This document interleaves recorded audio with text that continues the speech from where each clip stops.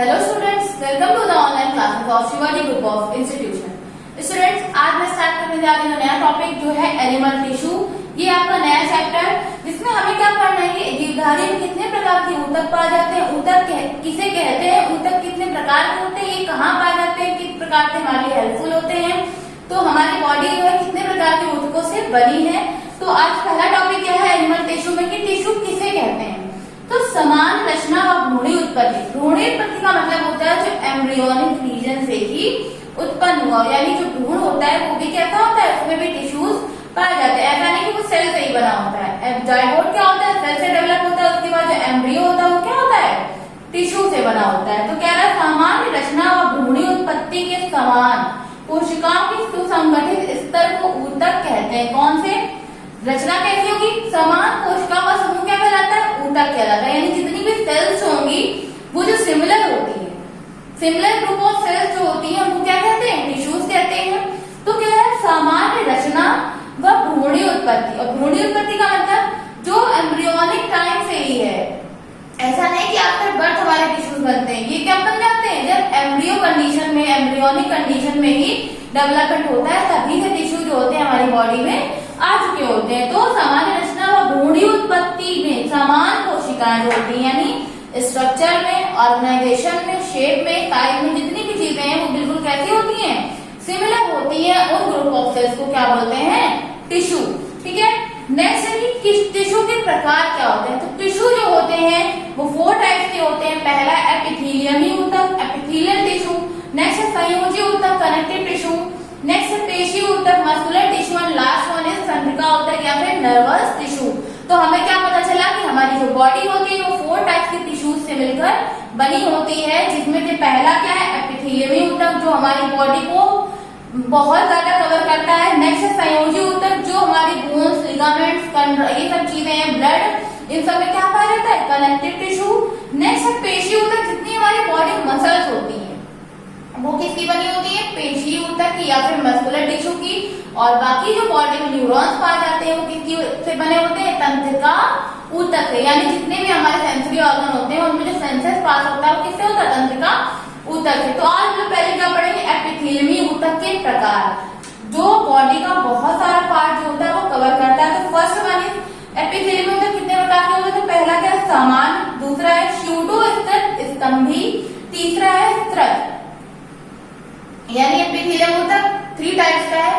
पहले तो ऊतक 4 प्रकार के, उसके बाद एपिथेलियम ऊतक जो वो 3 प्रकार, कौन सा, सामान्य एपिथेलियम ऊतक, स्यूडो स्तंभी एपिथेलियल ऊतक, नेक्स्ट है स्त्रक स्तंभी एपिथेलियल ऊतक।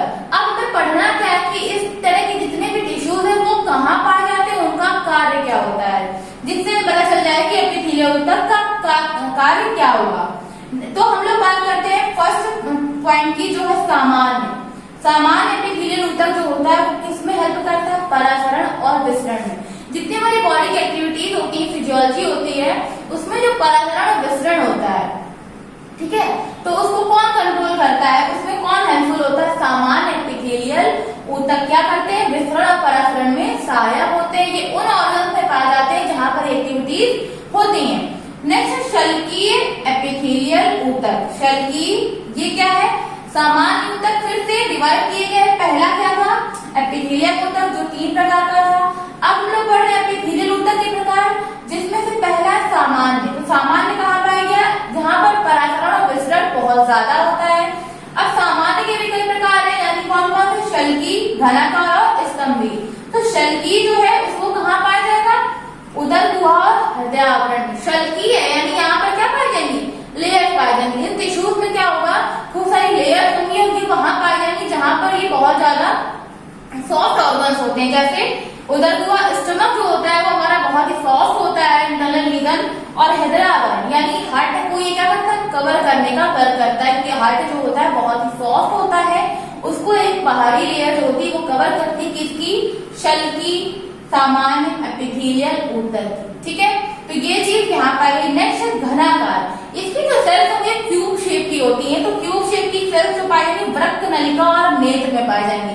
वृक्क नलिका यानी किडनी से जो पाइप निकलते हैं, पाइप का स्ट्रक्चर निकलता है। क्यों, यूरिन फॉर्मेशन के बाद किडनी से यूरिन फॉर्मेशन होता है, वो जब जाता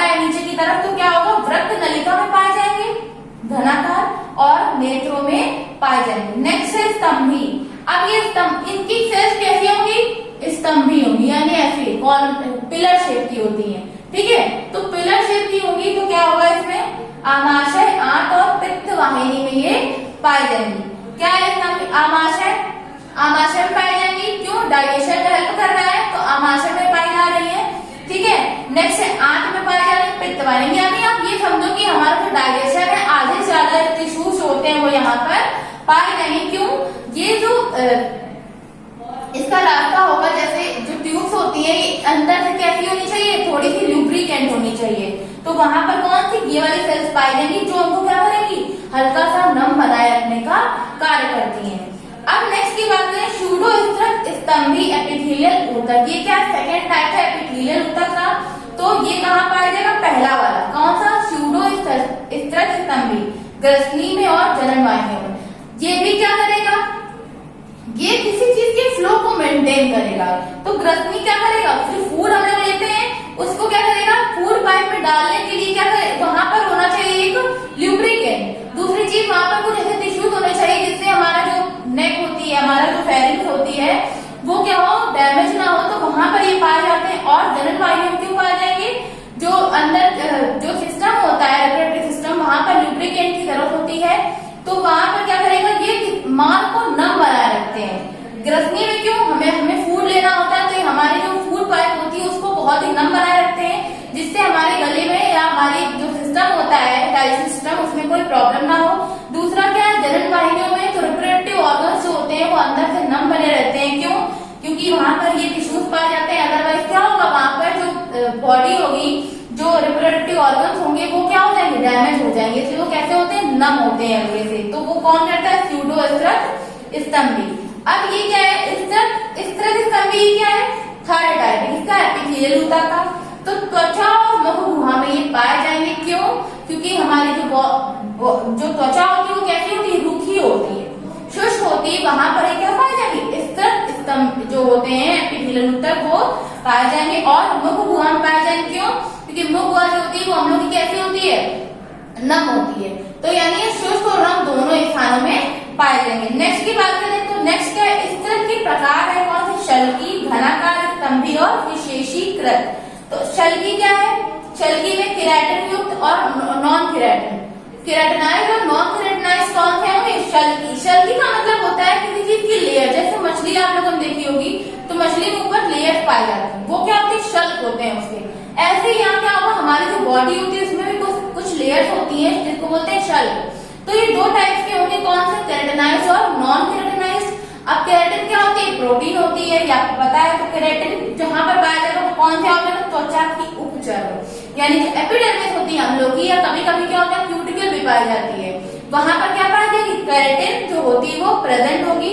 और केराटिन नहीं पाई जाएगी वो कहाँ होगा? मुख गुहा, ग्रसनी और जननांग। यहाँ पर क्या होगा? जो रिप्रोडक्टिव ऑर्गन होते हैं, हमारी जो बकल कैविटी होती है, फेरिंग्स होती है, यहाँ पर जो बॉडी होती है वो कैसी होती है? नॉन केराटिनाइज होती है, यानी कि कैसी होती है? नम होती है। लेकिन त्वचा की उपचर्या की बात करें तो ये कैसी होती है? शुष्क होती है। इसलिए यहाँ पर क्या पाया जाए? केराटिनाइज प्रोटीन जो होता है, केराटिन प्रोटीन वो पाया जाएगा। लेकिन यहाँ पर वो नहीं पाया जाएगा क्योंकि यहाँ पर ये क्या होनी चाहिए? नम होनी चाहिए।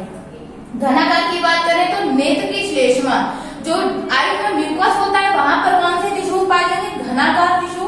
और स्वेद ग्रंथि मतलब स्वेट ग्लैंड, जो पसीना आता है हमारी ग्लैंड्स में, वो उसमें कौन से टिश्यू पाए जाएंगे? घनाकार स्तंभी ऊतक। नेक्स्ट है स्तंभी। तो स्तंभी ऊतक कहाँ पाए जा रहे हैं? मेमोरी ग्लैंड्स में। ये क्या कर रहे हैं? फ्लो को मेंटेन करने का वर्क करते हैं कि जो फ्लो होता है किसी चीज का, मेमोरी ग्लैंड से क्या निकलेगा?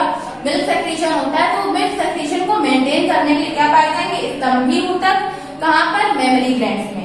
लास्ट है विशेषीकृत। विशेषीकृत में स्टूडेंट्स क्या होगा? तंत्रिका संवेदी और रंगा होगा। तंत्रिका संवेदी में क्या होगा?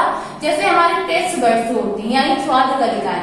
नेक्स्ट है दृष्टि पटल। जितने भी हम लोग सेंसरी ऑर्गन होंगे वहां पर क्या पाए जाएंगे? तंत्रिका संवेदी ऊतक। तो तंत्रिका संवेदी ऊतक जैसे टेस्ट के लिए क्या हो गया? टंग में पाए जाएंगे, स्वाद के लिए टंग में पाए जाएंगे, और स्मेल के लिए नोज में पाए जाएंगे, और दृष्टि पटल के लिए आईज में पाए जाएंगे, ईयर्स में पाए जाएंगे, स्किन में पाए जाएंगे। तो ये क्या है? तंत्रिका संवेदी, यानी किसी भी छोटे भी सेंस को ये हमें डिटेक्ट करवाने में हेल्प करते हैं। नेक्स्ट है रंगा ऊतक, जो होते हैं आंखों की दृष्टि पटल। जैसे हम लोग चीजें देख पा रहे हैं कि हाँ ये पर्टिकुलर इस कलर की रेड है, ब्राउन है, ब्लैक है, ग्रीन है, तो ये क्या है, ये हम लोग आइडेंटिफाई कर पा रहे हैं ना। क्यों? क्योंकि वहां पर ये टिश्यूज पाए जाते हैं जो हमें आइडेंटिफाई करा रहे हैं, तो ये दृष्टि पटल पर पाए जाते हैं। नेक्स्ट बात करें तो नेक्स्ट है संयोजी ऊतक, जो क्या है ऊतक का प्रकार। एपिथेलियल ऊतक हम लोगों ने पढ़ा। नेक्स्ट है संयोजी ऊतक।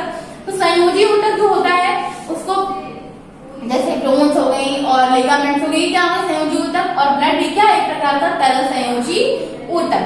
तो ये स्टूडेंट्स क्या होता है, तरल संयोजी ऊतक होता है कौन, रुधिर या फिर ब्लड, जिसका पीएच कितना मेजर होना चाहिए, 7.5। और ये कैसा होता है, पारदर्शी होता है, चिपचिपा होता है, लाल होता है। कैसा होता है, पारदर्शी भी होगा, ट्रांसपेरेंट भी होगा, हल्का सा विस्कस होगा, नमकीन होगा टेस्ट में, रेड कलर का होगा। क्यों? Due to presence of haemoglobin. शरीर का भार का 7 to 8% यहाँ पर ये ब्लड होता है, मीन्स 5 से 6 लीटर होता है। अब भ्रूण ये जो होता है ब्लड, ये कहाँ से आया, जैसे हम लोग को पता चला ऊतक कहाँ से है, तो एम्ब्रियोनिक रीजन से है। ऐसे ही क्या होता है, जो ब्लड होता है वो भी भ्रूण की मेसोडर्म से उत्पन्न होता है। यहाँ पर ये मोस्ट इंपॉर्टेंट क्वेश्चन इसलिए है कि हमें नहीं पता होता कि ब्लड कहाँ से है, यानी ब्लड कौन सा टिश्यू है, तो मेसोडर्मल टिश्यू है। कहाँ से आया, भ्रूण से। अब ये ब्लड जो है वो कई टाइप्स का होता है। फर्स्ट टाइप इज आरबीसी, यानी बहुत सारी सेल से मिलकर बना होता है। पहला तो ये कनेक्टिव टिश्यू है, दूसरा ये इन सारी सेल से मिलकर जब बनेगा तब जाके ये ब्लड कहलाता है। ब्लड में ये सारे कंपोनेंट्स प्रेजेंट होने चाहिए। तो फर्स्ट क्या है, आरबीसी, जिसको बोलते हैं डब्ल्यूबीसी, सॉरी आरबीसी जिसको बोलते हैं रेड ब्लड सेल्स या फिर एरिथ्रोसाइट्स। तो आरबीसी का जो आपको क्वेश्चन, आपको याद क्या रखना है, इनका जीवन काल, इनकी संख्या, इनकी कमी से होने वाले रोग और क्या इनका वेट, इनका साइज, ऐसा कुछ। तो आरबीसी का मतलब क्या होता है, रेड ब्लड सेल्स या कॉर्पसेल्स। इनका जीवन काल स्टूडेंट्स कितना होगा, 120 डेज। मोस्ट इंपॉर्टेंट क्वेश्चन भी आरबीसी का जीवन काल कितना होता है, तो 120 दिन। दूसरी चीज ये कितनी पाई जाती है, तो 54 लाख प्रति घन मिलीमीटर ये पाई जाती है। किसी भी सैंपल को टेस्ट करने के लिए इतनी यहाँ पर ये होनी चाहिए। और इनका शेप कैसा होता है, गोल, चपटा, तशरीनुमा। स्टूडेंट्स आरबीसी जो होती है वो तशरीनुमा होती है और बीच में कैसी होती है, बाहर की तरफ उभरी हुई होती है और बीच में कैसी होती है, हल्की सी दबी हुई होती है, क्योंकि इसमें केंद्रक नहीं होता है। मैमल्स का मेन कैरेक्टर ये होता है कि इनकी जो आरबीसी होती है उनमें केंद्रक नहीं होता है। और फ्रॉग में क्या होता है, फ्रॉग में जो होता है केंद्रक पाया जाता है। स्टूडेंट आरबीसी जब बन रही होती है मैमल्स में तब उनमें केंद्रक होता है, बट आफ्टर डेवलपमेंट केंद्रक जो होता है वो वहां से डीनेचुरेट हो जाता है। और क्यों हो जाता है, क्योंकि ऑक्सीजन को ज्यादा से ज्यादा आरबीसी कैरी कर पाए तो हमारी बॉडी में ज्यादा से ज्यादा उनका क्या हो जाए, मिक्सअप हो जाए। आरबीसी क्यों लाल होती है, यानी रुधिर लाल क्यों होता है, हीमोग्लोबिन की प्रेजेंस की वजह से। औसतन कितनी होती है, 15 ग्राम पर 100 ml होती है। एचबी क्या होता है, एचबी यानी हीमोग्लोबिन क्या होता है, O2 का वाहक होता है, जैसे मैंने आपको बताया। मेटल में कैसी होती है, अंडाकार और केंद्रक युक्त। अब नेक्स्ट सेल की बात है, WBC is called white blood cells या फिर व्हाइट ब्लड कॉर्पसेल्स। तो ये क्या कहलाती है, ल्यूकोसाइट। इनको क्या बोलते हैं, एरिथ्रोसाइट्स, इनको बोलते हैं ल्यूकोसाइट्स। ल्यूकोसाइट्स और इनका जीवन काल स्टूडेंट कितना का, 1 से 4 दिन। इससे ज्यादा ये जीवित नहीं रहती हैं, क्योंकि सबसे ज्यादा शरीर में जो वर्क करती है वो ये सेल्स करती है। इनको क्या बोलते हैं, फैगोसाइट सेल या फिर हम लोग की आर्मी सेल्स हमारी बॉडी। क्योंकि अगर कोई एक्सटर्नल पैथोजन हमारे पर अटैक करता है तो यही सेल्स होती है जो सबसे पहले सामने आती हैं, उनसे फाइट करती हैं। अगर वो जीत जाती हैं, यानी डब्ल्यूबीसी अगर जीत जाती है तो हम क्या करते हैं, स्वस्थ हो जाते हैं। अगर ये हार जाती है तो हम बीमार हो जाते हैं और फिर क्या होता है, दवा खानी पड़ती है, बहुत सारी चीजें होती हैं। तो कभी कभी क्या होता है, ये सेल्स होती है मोस्टली जीतती हैं और ये होती कैसी, अमीबॉइड इन नेचर होती है, यानी ये कैप्चर कर लेते हैं किसी भी पैथोजन को, तो हमें बीमार नहीं होने देती हैं। तो जीवन काल कितना हुआ, 1 से 4 दिन। कितनी पाई जाती है, 5 से 9,000 प्रति घन मिलीमीटर। रंगहीन होती है, केंद्रक युक्त होती है। ये कैसी होती है, इनमें केंद्रक नहीं होता है, इनमें क्या पाया जाए, केंद्रक पाया जाएगा और ये इसके अकॉर्डिंग काफी बड़ी होती है। डब्ल्यूबीसी 2 टाइप की होती है, कणिका में और कणिका विहीन। तो कणिका में एसिडोफिल्स, बेसोफिल्स और न्यूट्रोफिल्स, कणिका विहीन लिम्फोसाइट और monocyte. Last one cells is रुधिर प्लेटलेट्स। ब्लड प्लेटलेट्स जो होती हैं इनको थ्रोम्बोसाइट्स बोलते हैं। इनका काम ये होता है कि ब्लड को जमने देती हैं। कब, जब हमें किसी प्रकार की इंजरी होती है तो ब्लड जैसे ही बाहर आता है, इनका वर्क ये होता है कि ये उसको जमा दे, अदरवाइज क्या होगा, हेमरेज हो जाएगा, ब्लड लॉस हो जाता है। तो क्या है, थ्रोम्बोसाइट्स को बोलते हैं। इनका जीवन काल क्या है, 8 से 10 दिन, और केंद्रक विहीन होती है एग आरबीसीज एंड संकुचनशील होती है गोल। संकुचनशील का मतलब ये कंप्रेस होती रहती है, डायलेट होती रहती है, ऐसे होती है। और इनका शेप क्या होता है, अंडाकार होता है। रुधिर स्कंदन में ये हेल्पफुल होती है। नेक्स्ट की बात करें, पेशी होता है। तो स्टूडेंट पेशी होता है जो हमारी पूरी मसल्स होती है वो इसी से बनी होती है। पेशी होता है 3 प्रकार के होते हैं, ऐच्छिक पेशी, अनैच्छिक पेशी और हृदय पेशी। अनैच्छिक पेशी की बात करें तो अनैच्छिक पेशी का मतलब होता है ऐसी मसल्स जो हमारे अंडर या हमारे अंडर कंट्रोल में वर्क नहीं करती हैं। तो ऐसी मसल्स कौन सी होंगी, जैसे हमारे पलकों का झपकना, ये क्या होगा, हमारे जो इंटरनल ऑर्गन्स होते हैं, फिजियोलॉजी जो होती है, हमारा डाइजेशन, एक्सक्रीशन, रेस्पिरेशन, ये सब क्या हो, अनैच्छिक मसल्स की वजह से, ठीक है। तो ये हो गई। अब ऐच्छिक मसल्स की बात करें, ऐच्छिक मसल्स क्या होती है, ऐच्छिक पेशियां क्या होंगी, ऐच्छिक पेशियां यानी जो हमारे अंडर कंट्रोल में वर्क करती हैं, यानी जो हमारे अकॉर्डिंग वर्क करती हैं। तो वो क्या होंगी, जैसे हमारे हाथों का मूवमेंट, हमारे पैर का मूवमेंट। जैसे कि मैं आपको एग्जांपल देती हूँ, जैसे हमने सांप देखा, तो सांप देखा तो हम लोग क्या करेंगे, हमारा जो ब्रेन होता है वो हमें ऑर्डर देता है कि अपनी ऐच्छिक मसल्स, ऐच्छिक पेशियां यानी पैर की जो पेशियां उनको दौड़ाओ। तो हम लोग क्या करते हैं, दौड़ते हैं। वो काम बहुत ही कम टाइम में होता है, इसलिए हमें पता नहीं चलता कि वो क्यों हो जाता है। हमें लगता है हम सांप को लेकर भाग रहे हैं, बल्कि हमें ये ब्रेन जो होता है, क्योंकि हमारी आईज क्या करती है, उस सांप को तुरंत देखती है। उस सांप को देखते ही हमारे ब्रेन को एक मैसेज आता है कि हमें अब क्या करना है। जैसे ही ब्रेन से मैसेज आता है, किसकी वजह से, तंत्रिका संवेदी जो तंत्रिकाएं हमारी बॉडी पार्ट है, उनसे मैसेज आता है कि हमारे पैर की मसल्स है यानी ऐच्छिक पेशियां जो है उनको मूवमेंट कराया जाए। तो हम लोग क्या करते हैं, भागते हैं। ये वर्क किसका होता है, ऐच्छिक पेशियों का। अदरवाइज अगर ऐच्छिक पेशियां यानी हाथ पैरों में ऐच्छिक पेशियां ना पाई जाए तो हम लोग कंटिन्यू क्या करेंगे, दौड़ते रहेंगे, भागते रहेंगे। इसलिए हाथ पैरों में जो पेशियां होती है वो ऐच्छिक होती है। लास्ट क्या है, हृदय पेशी। हृदय पेशी स्टूडेंट हृदय में पाई जाती है, जिसको कार्डियक मसल बोलते हैं। ये हृदय में पूरे जीवन पर्यंत ऐसे ही 24 आवर्स 365 दिन ये ऐसे ही वर्क करती रहती है जब तक हम लोग जीवित रहते हैं। लास्ट है तंत्रिका होता है। तो तंत्रिका होता है, मैंने आपको बताया कि तंत्रिका होता है, न्यूरॉन होता है जो हमारी पूरी बॉडी में पाए जाते हैं बहुत सारे। इनका वर्क क्या होता है, ये हमारे नर्वस सिस्टम से कनेक्ट होते हैं, हमारे ब्रेन से कनेक्ट होते हैं। तो जैसे ही कोई मैसेज मिलता है ये हमें तुरंत रिसीव कराते हैं हमारी ब्रेन को। ब्रेन क्या करता है, उसको ऑर्डर देता है तंत्रिका होता को कि आपको ये करना है, तब जाके हमारी बॉडी जो है वो मूवमेंट करती है। जैसे हमें कोई गर्म चीज छुई, जैसे हमने किसी गर्म चीज पे हाथ रखा तो हम तुरंत उसको हटाते हैं, लेकिन वो क्या होता है, वो उस टाइम पीरियड पे होता क्या है, एक्चुअली क्या होता है, जैसे हमें कोई चीज गर्म लगी तो वो किसकी वजह से, वहां पर नर्वस सिस्टम है, वहां पर सेंसरी ऑर्गन्स होते हैं, वो सेंसरी प्लेस होता है। तो जैसे ही वो गर्म लगा तो तुरंत ब्रेन तक मैसेज आता है, ब्रेन तक मैसेज जाएगा, वो ब्रेन क्या कहता है कि अपने हाथ को हटाओ। अब हाथों में क्या पाया जाएगी, ऐच्छिक पेशियां। ऐच्छिक पेशियां क्या करेगी, अपने हाथों को हटा देंगे। तो हम लोग क्या करते हैं, जैसे ही गर्म चीज में हाथ रखा तुरंत वहां से हाथ हटा लेते हैं। ये सब चीजें क्या होती है, मिलकर एक सिस्टम बनाती है जिसकी वजह से हमारी बॉडी जो है प्रॉपर फंक्शन कर पाती है, प्रॉपर रूप से फंक्शनल है। So students that's all for today, thank you.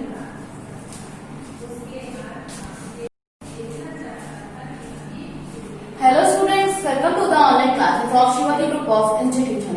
Students, मैं स्टार्ट करने जा रही हूँ नया चैप्टर जिसका नाम है morphology of flowering plants. Students, इसका मतलब है मॉर्फोलॉजी यानी आकार की, किसकी, पुष्पीय पौधों की। जैसा कि मैंने आपको प्लांट वाले टॉपिक में पढ़ाया यानी प्लांट किंगडम में पढ़ाया है कि प्लांट जो थे बहुत ही प्रिमिटिव स्टेज से आया, बहुत ही कॉम्प्लेक्स होते चले गए, तब जाके एक फ्लावरिंग प्लांट्स का फॉर्मेशन हुआ। उससे पहले क्या आए थे, नॉन फ्लावरिंग प्लांट्स। तो प्लांट्स की 2 कैटेगरीज थी, यानी वो धीरे धीरे करके पहले ब्रायोफाइट्स, फिर टेरिडोफाइट्स, फिर जिम्नोस्पर्म, फिर एंजियोस्पर्म, ऐसे करके प्लांट्स आते गए, जिनमें से जो आवृत बीजी पौधे थे यानी जिनके जो सीड्स थे वो फ्रूट के अंदर कवर्ड थे, उनको क्या बोला गया, पुष्पी पौधे। पुष्पी पौधे यानी उनमें प्रॉपर तरीके से फ्लावरिंग, फ्रूटिंग सब कुछ हो रहा था। लेकिन अनावृत बीजी पौधे की बात करें तो वहां पर भी कुछ भी नहीं हो रहा था, उनके सीड्स कैसे थे, नेकेड थे यानी कवर्ड नहीं थे। तो आज मैं बात करूंगी कि फ्लावरिंग प्लांट जो होते हैं, जो फ्लावर जिनमें निकलते हैं, उनकी स्ट्रक्चर्स क्या होते हैं, किसके अकॉर्डिंग उनका इन्फ्लोरेसेंस होता है, उनका पुष्पक्रम कैसा होता है, किस प्लांट में कैसा पुष्पक्रम पाया जाता है, यानी हम लोग ये बात करेंगे कि कैसे कैसे प्लांट्स के अलग अलग स्ट्रक्चर के अकॉर्डिंग पुष्पक्रम होते हैं। तो पहला क्या है, इन्फ्लोरेसेंस का मतलब होता है स्टूडेंट्स पुष्पक्रम, यानी पुष्प के लगने का क्रम, वो कैसे किस अकॉर्डिंग अरेंज हुआ है। तो पहला क्या है कि शाखाओं पर लगे अकेले पुष्प। अकेले पुष्प, कुछ प्लांट्स ऐसे होते हैं जिनमें कुछ सिंगल फ्लावर पाया जाता है। सिंगल फ्लावर यानी ऐसा नहीं कि पूरे प्लांट में एक फ्लावर पाया जाएगा, उस प्लांट की पर्टिकुलर ब्रांच में केवल एक फ्लावर जब पाया जाए तो उसको क्या बोलते हैं, एकल पुष्प, सिंगल फ्लावर। कब, जब एक ब्रांच में केवल एक ही फ्लावर प्रेजेंट होता है। नेक्स्ट है कि तने पर पाए जाने वाले अकेले पुष्प। यहाँ पर बात की जा रही है ब्रांच की, बट यहाँ पर बात की जा रही है स्टेम की। स्टेम में अगर पाया जाए इसको क्या बोलेंगे, एकल शीर्षस्थ पुष्प। ठीक है, इसको क्या बोलेंगे, एकल शीर्षस्थ पुष्प। ऐसे कहाँ पाए जाएंगे, पॉपी सीड्स होते हैं, पॉपी सीड्स सुना होगा, उसके जो फ्लावर्स होते हैं वो कैसे होते हैं, तने पर अकेले पाए जाते हैं। नेक्स्ट है वे पुष्प जो पत्तियों के कक्ष से निकलते हैं। जहां पर लीफ निकल रही होती है उसी साइड से जो फ्लावर जो होता है वो निकलता है, उसको क्या बोलते हैं, एकल कक्षस्थ। ठीक है, क्योंकि ये लीफ के उससे निकल रहा है, कक्ष से निकल रहा है, इसलिए इसको क्या बोल रहे हैं, एकल कक्षस्थ। ऐसे फ्लावर कहाँ होते हैं, गुड़हल। ठीक है, तो आपको क्या याद रखना है इसका एग्जाम्पल कि कौन सा फ्लावर का अरेंजमेंट किस फ्लावर में कैसे पाया जाएगा, कौन से फ्लावर कहाँ पाए जाएंगे, तुमको क्या बोला जाएगा। ठीक है, जैसे शाखाओं पर अगर अकेला लगा है तो क्या बोलेंगे, एकल पुष्प। ठीक है, नेक्स्ट तने पर अगर अकेला लगा है तो क्या बोलेंगे, एकल शीर्षस्थ पुष्प, यानी पॉपी जो होता है, पॉपी प्लांट। नेक्स्ट है कि वे पुष्प जो पत्तियों के कक्ष से निकलते हैं वो क्या बोलते हैं, एकल कक्षस्थ, यानी जैसे गुड़हल का फ्लावर देखते हो आप लोग, उसको वही बोलते हैं। अब बात करें कि वह प्रजनन शाखा जिस पर बहुत से पुष्प लगे होते हुए निश्चित क्रम में पाए जाते हैं, तो वो क्या कहलाता है, पुष्प क्रम, जिसकी मैंने बात की कि आज हम लोग क्या पढ़ेंगे, पुष्प क्रम। तो पुष्प क्रम कहलाता क्या है, पुष्प क्रम क्या है कि वह प्रजनन शाखा जिस पर बहुत से पुष्प निश्चित क्रम में लगे होते हैं। निश्चित क्रम का मतलब ऐसा नहीं कि किसी भी टाइम पे, मतलब एक पर्टिकुलर टाइम पीरियड की बात की जा रही है कि एक पर्टिकुलर टाइम पीरियड में जब पुष्प लगे हुए पाए जाते हैं तो वो क्या बोलते हैं, इन्फ्लोरेसेंस या फिर पुष्पक्रम। स्टूडेंट्स, पुष्पक्रम 4 टाइप्स का होता है, यानी फ्लावर के अरेंजमेंट के अकॉर्डिंग, फ्लावर की कंडीशन के अकॉर्डिंग, ओल्ड के अकॉर्डिंग, न्यू के अकॉर्डिंग, साइज के अकॉर्डिंग जो होता है वो फ्लावर का जो पुष्पक्रम होता है वो पाया जाता है। ये होते हैं 4 टाइप्स के, जिनमें फर्स्ट टाइप है क्या, असीमाक्षी, यानी रेसिमोस, इसको बोलते हैं इंटरमिनेट। ठीक है, इनडिटरमिनेट जो होता है यानी डिटरमिनेट नहीं होता है किसी भी तरह से, इसको और क्या बोलते हैं, आज से पूछा जाएगा तो इसको क्या बोलेंगे, रेसिमोस। और असीमाक्षी या और फिर क्या, इनडिटरमिनेट। ये क्या है, शीर्षस्थ कलिका पुष्प में परिवर्तित नहीं होती है। जो सबसे टॉप लेवल में जो पाई जाएगी बड, वो क्या होगी, फ्लावर में चेंज नहीं होगी, वो बड फॉर्म में ही एज इट इज रहती है। कौन से, रेसिमोस जो इन्फ्लोरेसेंस है उसमें। नेक्स्ट है वृद्धि जो होती अनिश्चित होती है, यानी यहाँ पर कोई भी टाइम पीरियड ऐसा नहीं है जहाँ पर हम ये बताएंगे कि जो ग्रोथ हो रही है वो कैसे हो रही है, किस टाइम में, मतलब वो होती रहे कंटिन्यू, तो अनिश्चित होती है, कोई भी टाइम पीरियड उसका नहीं होता है। बाहरी पुष्प बड़े और भीतरी पुष्प नए होते हैं। ये बात क्या है याद रखने की कि हम लोग याद कैसे करना है कि असीमाक्षी पुष्प हम लोग क्या याद रखेंगे, तो क्या बाहरी पुष्प क्या है, भीतरी पुष्प नए होते हैं और बड़े होते हैं। बाहरी पुष्प क्या होंगे, बड़े, और भीतरी पुष्प क्या होंगे, नए होंगे और छोटे होंगे। जैसे जैसे वो बाहर जाते जाएंगे उनका साइज बढ़ता जाएगा और पुराने वाले क्या होंगे, छोटे होंगे और वो नए होते जाएंगे। ऐसा किस फ्लावर में देखा गया, तो सूरजमुखी के फ्लावर में ये देखा गया। अरेंजमेंट आप देख रहे हो फ्लावर का, इस तरह का अरेंजमेंट यहाँ पर पाया जाएगा, यानी कि पुष्प क्रम होता है, इन्फ्लोरेसेंस होता है, फूल लगने का जो क्रम होता है वो इस तरह का अरेंज होता है। नेक्स्ट की बात करें तो ससीमाक्षी या फिर साइमोस, इसको बोलते हैं डिटरमिनेट इन्फ्लोरेसेंस। ठीक है, इसमें क्या स्पेशलिटी होगी, तो अग्रस्त कलिका के पुष्प बन जाने से वृद्धि रुक जाती है। यहाँ पर क्या हो रहा था कि शीर्षस्थ कलिका पुष्प परिवर्तित नहीं हो रही थी, यानी यहाँ बड के फॉर्म में ही ऐसे ही रह रही थी, बट यहाँ की बात करें तो कह रहा है अग्रस्त कलिका पुष्प बन जाने से वृद्धि रुक जाती है, यानी जो सबसे लास्ट वाली जो कलिका होती, बड होती, वो अगर फ्लावर में मॉडिफाई हो जाती, चेंज हो जाती है, तो वहीं से क्या होगा, उसकी ग्रोथ जो है वो रुकने लगेगी। नेक्स्ट है कि नीचे की पार्श्व शाखा के अंतिम भाग पर पुष्प लगते हैं। नीचे की पार्श्व शाखा, नीचे की और उसके साइड की, पार्श्व का मतलब होता है बगल वाली, तो बगल वाली क्या है, नीचे की शाखा और उसके बगल वाली शाखा के अग्रिम भाग पर पुष्प लगते हैं, यानी आगे वाले भाग पर क्या होंगे, पुष्प लगना स्टार्ट हो जाते हैं। ऊपर तथा अंदर के पुष्प बड़े, नीचे के पुष्प छोटे और नए। जैसे यहाँ था क्या कि बाहरी पुष्प जो थे वो बड़े थे और भीतरी पुष्प कैसे थे, छोटे थे और नए थे। यानी जैसे जैसे इसमें भी पुष्प निकलते जाएंगे वो कैसे होते जाएंगे, बाहर की तरफ जाते जाएंगे, और जो नए वाले होंगे उनका जो साइज होगा वो छोटा होगा और वो कैसे होंगे, नए होंगे। ये किसमें पाया गया, डायंथस साइनेंसिस जो प्लांट है उसमें ये पाया गया, यानी इसका अरेंजमेंट देखा गया। तो इसको क्या बोलेंगे, जैसे ये आप देख रहे हो तो यहाँ पर ये अरेंजमेंट इसमें दिखाया गया है। ये फ्लावर है, ये यहाँ पे बड है। कह रहा है अग्रस्थ कलिका भी पुष्प बन जाने से वृद्धि रुक जाती है। अगर ये ऐसे बड जो है फ्लावर बन जाएगी तो इसका जो ग्रोथ होगी वो रुक जाएगी। बट अगर ये फ्लावर बन जाता है तो क्या होगा, इसकी growth continue as it is होती रहेगी। तो ये क्या हो गया, ससीमाक्षी या फिर डिटर्मिनेट जो इन्फ्लोरेसेंस है वो हो गया। अब नेक्स्ट की बात करें तो विशिष्ट पुष्प क्रम यानी स्पेशल इन्फ्लोरेसेंस की बात करें तो इसमें क्या होता है कि पुष्प वृंत विशेष रूप से परिवर्तित हो जाता है। पुष्प वृंत विशेष रूप से परिवर्तित हो जाता है। यहाँ पर ये जो है अलग अलग टाइप से क्या होगा, चेंज होने लगेगा। और क्या होगा कि इसमें असीमाक्षी और ससीमाक्षी किसी में भी इसको नहीं रखा जाता है, इसलिए इसको क्या बोलते हैं, स्पेशल इन्फ्लोरेसेंस। यानी इसमें इसके भी कैरेक्टर नहीं होंगे और इसके भी कैरेक्टर नहीं पाए जाएंगे। जैसे आप देख सकते हो कि बिल्कुल डिफरेंट है। तो ये क्या है, विशिष्ट पुष्पक्रम जो ना ससीमाक्षी होता है ना ही असीमाक्षी होता है। नेक्स्ट की बात करें जैसे गूलर, गूलर के प्लांट में आप देखोगे तो ऐसा आपको अरेंजमेंट वहां पर दिखाई देगा। नेक्स्ट संयुक्त पुष्पक्रम या फिर कंपाउंड इन्फ्लोरेसेंस। कंपाउंड है तो बहुत सारी चीजें अरेंज करके रखेगा। क्या है कि पुष्पक्रम की मुख्य अक्ष अनेक शाखाओं में बटी होती है। क्या है ये कि पुष्पक्रम का मुख्य अक्ष, पुष्पक्रम का मुख्य अक्ष अनेक शाखाओं में बटा होता है। ये क्या करेगा, अपने आप को डिवाइड कर देगा डिफरेंट डिफरेंट ब्रांचेस में और प्रत्येक शाखा में पुष्पक्रम होता है। प्रत्येक शाखा में पुष्पक्रम होता है, यानी अलग अलग ब्रांच आप देख रहे हो, अलग अलग ब्रांच में फ्लावर भी अलग अलग होते हैं, जैसे कि नारियल। तो स्टूडेंट मैंने आपको क्या बताया कि आज हम लोग पढ़ रहे हैं इन्फ्लोरेसेंस यानी पुष्पक्रम। या पुष्पक्रम का मतलब फ्लावर लगने का अरेंजमेंट क्या है, कैसे फ्लावर किसी भी प्लांट में लगा हुआ है, कैसे ब्रांच में लगा हुआ, कैसे बड का फॉर्मेशन हो रहा है। तो क्या है कि शाखाओं पर लगे अकेले पुष्प को, अकेले होगा तो क्या होगा, वो एकल पुष्प कहलाता है। नेक्स्ट तने पर पाया जाएगा अकेला तो क्या कहलाएगा, एकल शीर्षस्थ कहलाएगा, जैसे कि पॉपी प्लांट्स में पाया जाता है। नेक्स्ट की पुष्प जो पत्तियों के कक्ष में पाया जाएगा तो क्या बोलेंगे, एकल कक्षस्थ। और जैसे कि गुड़हल का जो पौधा होता है वो हम लोग को आम ऐसे ही दिख जाता है, पॉपी प्लांट भले ही ना दिखे पर गुड़हल हमें दिख जाता है, तो आप उसमें देख सकते हो कि उसमें ऐसे ही फ्लावर निकलते हैं। नेक्स्ट है वह प्रजनन शाखा जिस पर बहुत से पुष्प निश्चित क्रम में लगे होते हैं, उसको क्या बोलते हैं, पुष्पक्रम। पुष्पक्रम क्या होगा कि वह प्रजनन शाखा जिस पर बहुत से पुष्प लगे होते हैं वो पुष्पक्रम या इन्फ्लोरेसेंस कहलाता है। There are 4 types of inflorescence. पहला क्या है, रसीमोद या फिर इनडिटरमिनेट या फिर असीमाक्षी, जिसमें क्या है शीर्षस्थ कलिका जो है उसकी वृद्धि जो होती है वो नहीं होती है, वो परिवर्तित हो जाती है पुष्प में, और वृद्धि जो होगी वो अनिश्चित होगी। ऐसा नहीं होगी एक डेफिनेट टाइम पीरियड होगा, वो अनिश्चित मतलब होती ही रहेगी।